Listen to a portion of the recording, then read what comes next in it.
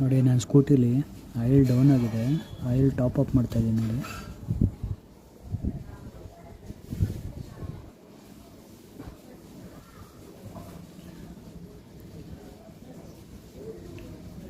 ಇದು ಹಳೆ engine oil.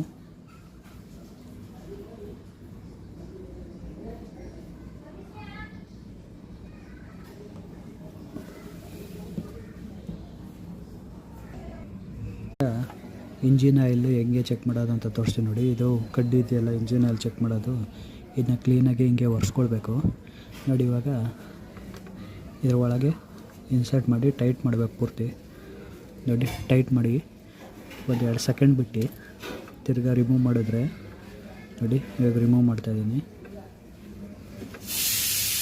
Remove ಮಾಡಿ ಇಲ್ಲಿ ಪಾಯಿಂಟ್ ಇದೆ ನೋಡಿ.